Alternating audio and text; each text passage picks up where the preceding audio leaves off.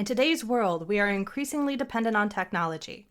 Our business and personal lives rely on it, but as you've probably noticed, it's unreliable. Our computers are slow, so we end up squinting at smartphones and tablets. The jokers we pay to fix our stuff have no clue what they're doing. We live in constant fear that something's going to happen to our personal data. So we're scared into paying for fake protection that proves useless when disaster strikes. Update attacks, fake Wi-Fi, cloud control, intelligent, successful people feel intimidated by the chaos and think it's somehow their fault. If they only knew what the industry was doing to them, they'd get torches and pitchforks. If only we had someone to explain it all in plain English so we can start protecting ourselves. Oh wait, we do! It's the Computer Exorcist Podcast with your host, Mark Anthony Arena.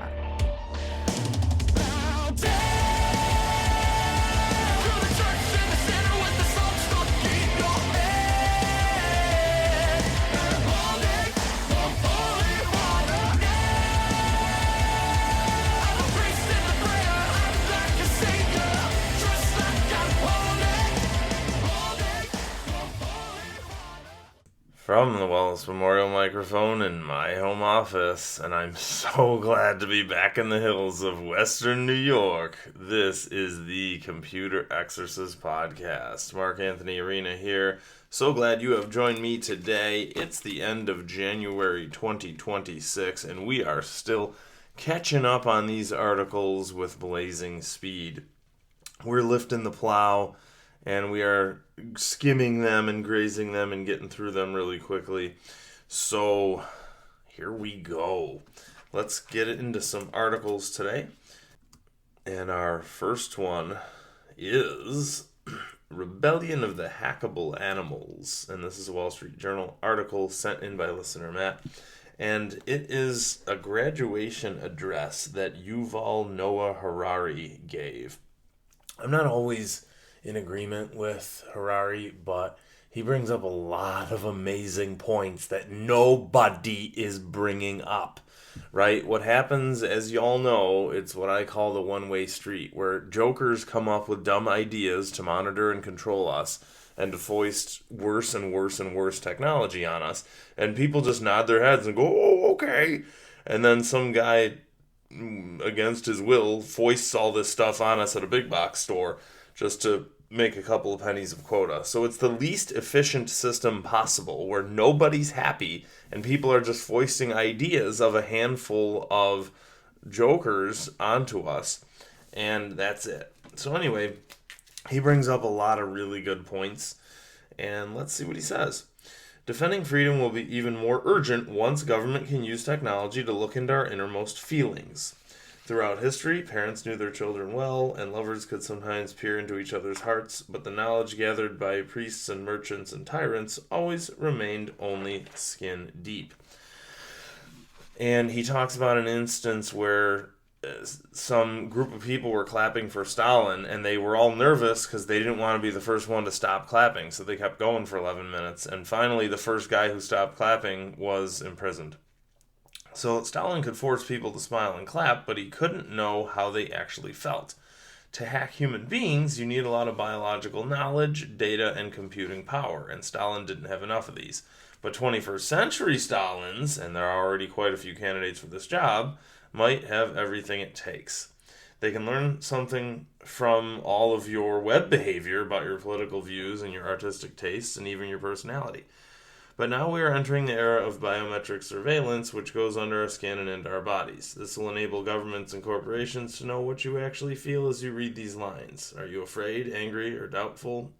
Imagine 10 years from now, your narcissistic boss proudly presents his new business plan, and all the employees are smiling and clapping, but the biometric bracelet on your wrist tells your boss that you actually think it's rubbish.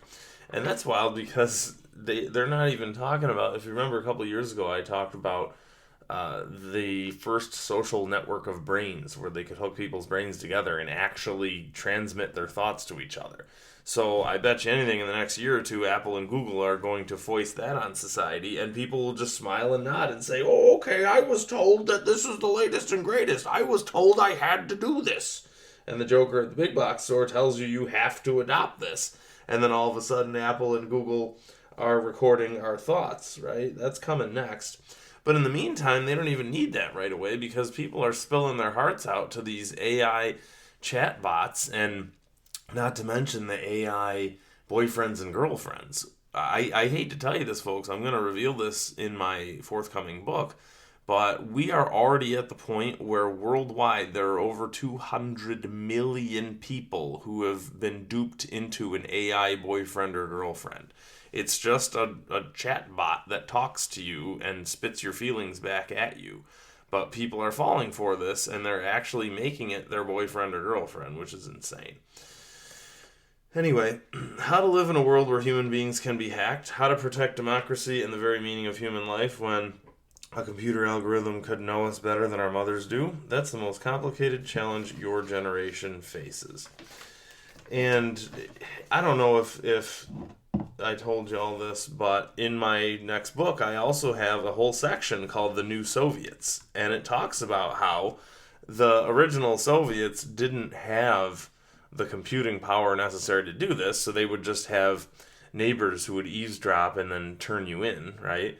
But nowadays, all of our computers are eavesdropping on us and turning us into Silicon Valley. And I truly believe that Silicon Valley is the newest iteration of a Soviet style of government. It's all about surveillance and control and trying to get you to do things that are unnatural, when in reality, if you really wanted something that truly functioned smoothly, you could just base things on the truth, right? Instead of just all about surveillance and control. Speaking of which, this is one, again, when I read these articles in retrospect, it's usually to point out how fake they were, how non-everlasting they were, and also to point out how silly a lot of them are, and in this case, to give thanks that a lot of these controls never came true, right? When some computer joker puts something in front of you and says, this is inevitable and mandatory and it's the way of the future, I'm so glad when most of those things fail. I'm so glad, and I love pointing them out. So today we give thanks that this particular project failed. This was dailywire.com, March of 2021. Dystopian nightmare. Microsoft teams up with schools to create a COVID daily pass for kids. And Microsoft Corp has teamed up with the LA Unified School District to bring students a COVID-related comprehensive system called Daily Pass, right? It's comprehensive, so it controls everything you do. Or that's the hope, but leave it to Microsoft, right? They're not at all known for being able to keep anything under control, including their own products. The system requires children to be scanned into school with their own QR code, right? And I've seen this before with my own relatives where the kids I know have a folder with a QR code on it, but leave it to Microsoft to tattoo it on your forehead or something, or put a chip in your head, right? Chips in your head are really the modern version of tattooing a serial number. To earn their Safe for School Daily Pass, students and staffers must answer questions online and test negative for COVID every week. Aha. And schools have not been shown, this is the article here, schools have not been shown to significantly spread the virus, and some studies have found children are not at a significant risk of contracting the disease. Still, the promotional video for Daily Pass paints a different picture.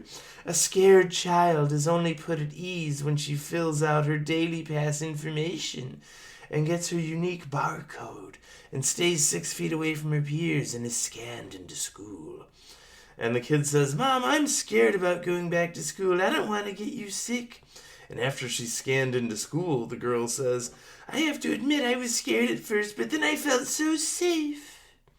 Right? It's fear as a service. I have a section in my forthcoming book called Fear as a Service. Microsoft has successfully done this to adult humanity, and now they were trying to attempt this with kids. Right? Luckily the kids didn't fall for it or whatever. Luckily it fell apart because everything evil eventually falls apart. Right? So people of faith have some hope here that anything evil will fall apart eventually. And so it's a beautiful thing to watch Microsoft's evil projects fall apart. But anyway, it really is fear as a service. It's from their same playbook that they use to scare humanity into paying rental fees for things, right? And it's, oh, look, you need to patch this thing, otherwise there's a problem. And then tomorrow, oh, you need to patch this, otherwise you'll have a problem. And the next day, you'll need to patch this. And no one is sitting there questioning it, saying, wait a minute. Why do we have to use Microsoft products that require constant patching, right? They make it sound like you need to patch something and then everything will be okay. And then tomorrow they're hoping you forget about yesterday and then, oh, you need to patch something. So it's all fear as a service. It's all fear. All right. Now, another really cool article here. This one came from my buddy MacGyver Tech. And he sent this a couple years ago, and it was called Airyx. It was a new open source desktop operating system that aims to provide a similar experience of the macOS. All right? And it builds on the solid foundations of FreeBSD, which is the same thing that macOS is built on. It has been built on since 2001. Airyx aims to feel sleek, stable, familiar, and intuitive, and handle your daily tasks, and provide as much compatibility with the commercial macOS that inspired it. All right, so that's cool. Look, you have plenty of themes, right, where I can install Mint on someone's computer and then put on a theme, which is like a skin or a color scheme that makes it look like macOS. So it's still Mint, but it just looks like macOS, has a faceplate of macOS. But Airyx, the goal of Airyx was to not only, it was, so FreeBSD is a cousin of Linux, right? And FreeBSD is what macOS is actually based on. So its goal was to not only look like macOS, but to actually be able to run the same programs that macOS runs on. And that's incredibly liberating, because that's Apple's whole claim to fame is you have to buy a Mac in order to use macOS and to use programs that were written for macOS, right? And so what they're trying to do is take any old computer, right? Any normal PC can run either Windows, Linux, or FreeBSD. So what they were trying to do is say, hey, you know what? They're trying to obviate the need to buy a Mac, right? Because we don't need Macs anymore, right? Macs, in the 90s, Macs were an awesome alternative to Windows. And in the 2000s, they were an awesome alternative to Windows. But now that Linux and Linux is mature enough, and that BSD is mature enough in the form of Airyx, then we don't need to put up with Apple's stupidity now that that organization has largely fallen apart. Here's the issue. I went to airyx.org, and that's AIRYX.org, and the site was hijacked. So the project might still be in existence. The problem is the site was hijacked by scammers, and it now points to something else. Or they gave up. Nobody knows. Or they were infected with GoDaddy, which means anyone can just take over their site. All right. So in other Mac news, this article was from January 2021, and this guy points out that there was a Twitter thread by the excellent Jeff Johnson. And here's what Jeff Johnson says. And Jeff's pointing out something that I've been saying for years. The selling point of the Macintosh was never the hardware. It was the user interface. So if the selling point is now the hardware, that's an indictment of the current user interface. And actually, that's not true. I mean, Apple did have superior hardware in most cases. But now the user interface, look, macOS still looks more or less the same. It's definitely more consistent than Windows, right? They definitely get an award for consistency because it's more or less consistent, whereas Windows changes every 2 weeks now completely. But macOS is now, first of all, too slow to use, and second of all, too ultra paranoid to use. Every 3 seconds, you have to log into everything using the 9-factor scandal. So, but anyway, their hardware has also fallen apart, right? Apple is trying to tell you that their hardware is still superior. That's not true at all. Around 2019 or so, their hardware fell apart. They now make hardware that doesn't last 10 years like their old stuff. Their old stuff, look, I've got a 15-year-old machine right now. I'm running a 2012 MacBook Pro right now. That's what I use as my main machine. I'm recording this episode on it right now. So the older Macs were phenomenal and lasted 10, 15 years. But anyway, after 2019, their products are now totally unrepairable. So you use them for like 4 or 5 years, and you can never take them apart. You can never modify anything. It's all one circuit board. You put it in the garbage. All right. Anyway, so there is no selling point now to macOS. It's very sad. There is no selling point anymore. Apple hardware and software are no longer superior. Okay? So he goes on. I cannot emphasize enough how everyone seems to have lowered their standards with regard to the user interface. The Overton window has moved. We've gone from insanely great and it just works, right? That was the ethos of Steve Jobs. Insanely great and it just works, right? Things that work and leave you alone, to Catalyst is good enough for most people. And that's BS and I won't tolerate it, he says. Windows is good enough for most people. That's why Windows has a 90% market share. Why should we aspire to that level? Shouldn't we have much higher aspirations? Mac is a niche. Most people are not even using Macs, so the majority, or most people, is not even relevant. Mac is a premium brand, or it was. And he says, the way I see it, the Mac is now merely milking the brand reputation and loyalty it previously built. Absolutely! I always word it like this. I always say Apple has been coasting on the ideas of Steve Jobs, but those ideas ran out in 2019. So now they're just coasting on the brand cachet. Okay? They're milking the brand reputation and the loyalty it previously built.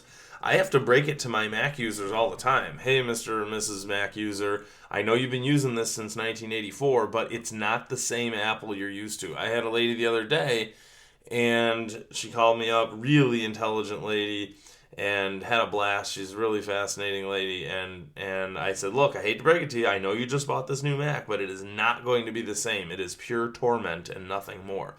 And sure enough, she's just like me, where she's easily annoyed and irritable, and she saw it right away. I was just glad that she saw my point, right? Because a lot of this stuff makes me look bad. Every product is now worse, and people think it's my fault somehow. Okay, so the Mac is now merely milking the brand reputation and loyalty it previously built, that Steve Jobs previously built, but neither Tim Cook nor the current Mac deserves that reputation or loyalty. Absolutely true. They do not deserve that. These are not Macs. They shouldn't have the Apple logo on them. They're not. They're something evil. They should have a pentagram on them, or horns and a tail. Okay? Steve Jobs wasn't an engineer. This is something very important he says at the end. Steve Jobs was not an engineer. He was not a hardware or a software engineer. At Apple, his role was a proxy for the users. And I say this all the time. I sit on the same side of the table as the consumer, not the industry. So it was very fortuitous that I ended up not getting an IT degree, but I got a business degree instead, because I come at this from the consumer's perspective. And from the consumer's perspective, from a normal person's perspective, all of this is insanity. So he finishes by saying Apple no longer has a proxy for the users. Tim Cook is a proxy for the shareholders and nothing more. And heck, look, I'm an investor too, and if I knew the things, if the investors knew what Apple was doing to people, right? Most investors aren't computer people. They just, I don't know, I heard it's a big company, so I should invest in it. If they had any idea the way in which Tim Cook runs this company, and hopefully if Tim Cook retires someday, then Apple will leave this phase of insanity. But anyway, it's really, if the investors had any idea how Tim Cook just gutted the organization's ethics, right? Removed all ethics and turned the organization into a rental scheme and nothing more. Okay, couple more, folks. Couple more, and we'll let you out of here. Here's one, Wall Street Journal, and this is another really interesting thing where we're going to look back at this and be grateful that it was never enacted, okay? Wall Street Journal, and this is February 2022. FaceTime with the IRS. Then the subtitle is, the agency that can't protect tax records has a new biometric ID plan. The tax agency announced in November that an $86 million partnership with ID.me, a private contractor, to create an improved identification and sign-in process for its website, right? So 2 things here. Number 1, all it took was one pinhead, right? So some pinhead in the IRS was convinced that they needed to write a check for $86 million of our dollars, right? Directly. right? The IRS took your dollars and my dollars and wrote a check for $86 million to this ID.me. And they were going to have security and biometrics and security. They always dangle the fear in front of you to get you to open up your checkbook, right, folks? It's always about fear and then security. They probably made a little video just like Microsoft did where a little kid said, I feel scared, but now I feel safe because of Microsoft technology. Right? So all it takes is one pinhead. And also, remember, all of this technology is rotten to the core and rotten at the core. So the IRS probably is infected with Microsoft technology, which is totally rotten. So then you're going to slap this biometric security on the front of it, right? That's like having a gold-plated drawbridge in the front of your castle, but then the back wall of the castle is totally open. So folks, if you want to make $1 million or 86 million bucks, all you have to do is find a pinhead in the government and write the word fear on a piece of paper and just slap it in front of their face until they write you a check. Oh, wait a minute, what's this? A few days later, AARP.org reports that critics prompt IRS to back off of the facial recognition plan. The IRS is backing away from a controversial plan that would have required federal taxpayers to verify their identities with facial recognition technology. And from a private company, a plan that drew harsh criticism from privacy advocates and lawmakers. All right, so number one, I'm glad that it was shot down, but number two, it's sad that it was only because it was such a visible organization, right? The IRS is an organization that you deal with all the time, so that's going to make normal general news. Most of this other stuff that happens, most of these other scandals I talk about, happen in tech news, where normal people don't have time to read. They're not going to read what's going on in the tech news, so they're not aware of what's happening. So, at least in this case, it was the IRS. It was a visible organization that deals with the general public. And also, it probably drew criticism because it was a private company, right? But if some pinhead inside the IRS did an evil camera system, they would have gotten away with it because they don't have the word private company on them. So they would have gotten away with it. So that would have been very sad. All right. So what happened was they were going to require a photo of you from your passport or driver's license or whatever, and then they were going to turn on your webcam to verify your face. And look, it's a cool idea. Like, if I was doing a video call with my banker or some human being I trusted and they wanted to see it was me, fine, that makes sense. That's human and natural. But again, all this technology is evil and unnatural. So they were trying to have an evil computer look at your face through a webcam and then verify you. And they were going to make this method, the sole way that you access irs.gov. So I'm so glad, right? Because technology jokers love locking you in, right? They herd the cattle into some funnel, and it's the only way. Well, sorry, too bad. You're not allowed to log in. Who do you think you are? Sorry, too bad. Right? And again, none of this would have ever stopped the bad guys ever, right? Because bad guys will just find a copy of your face online or whatever. They'll get away with it no problem. This was just a beautiful way to hassle you and waste $86 million, okay? So I'm so glad it wasn't the sole way, because you know what? All the senior citizens and me, we would have all called the IRS complaining, and I would have demanded. I always demand the analog option, right? I always turn off the paperless garbage on my bank when they try to do paperless statements, and I turn off the paperless when I pay my bills. I want real pieces of paper, and I want to talk to a real human being because technology is evil. Okay. And the IRS takes taxpayers' privacy and security seriously. Well, I don't know about that, but we understand the concerns that have been raised, said the IRS commissioner. Okay, great. And we are quickly pursuing short-term options that do not involve facial recognition. We have listened to the feedback about facial recognition and are making this important change, adding an option for users to verify directly with a human agent to ensure consumers have even more choice and control over their personal data. Thank you. And they call this the Human in the Loop team. I love that. I gotta put that in my future book, in my next book here, where I always say we need some kind of human being to override, right? You need a human override. So the human in the loop team is that override. All right, I added that to my to-do list there. So the human in the loop team. So final comment with this one. I want to know what happened to the 86 million.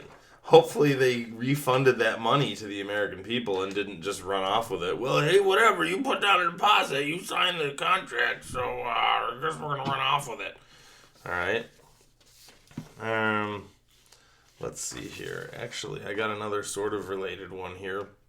This is from townhall.com, and this is from 2022. GoFundMe backs down on taking money away from Canadian truckers to be redistributed. All right, so there was a scandal in 2022 where the Canadian truckers were protesting for their rights and all that. But GoFundMe, right, is the monopoly. There's always a monopoly, right? Big tech always sets everything up so that every company is the only company that does what it does. And by the way, if you read Frank Herbert's writings, like the Dune series, he predicts that. He started writing in the 1960s, and he predicted that humanity would get so lazy that they would just let one company be the monopoly on shipping, and one company be the monopoly on education, and one organization be the monopoly on travel, and blah, blah, blah, and so on. So that actually happened here. So GoFundMe is the mini monopoly for fundraising.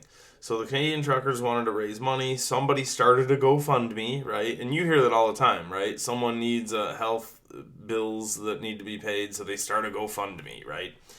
So they started a GoFundMe for the Canadian truckers, and GoFundMe got their nose involved in it, right? Like any of these uncouth, unscrupulous tech guys do. They get their nose involved in something, and they want to control it.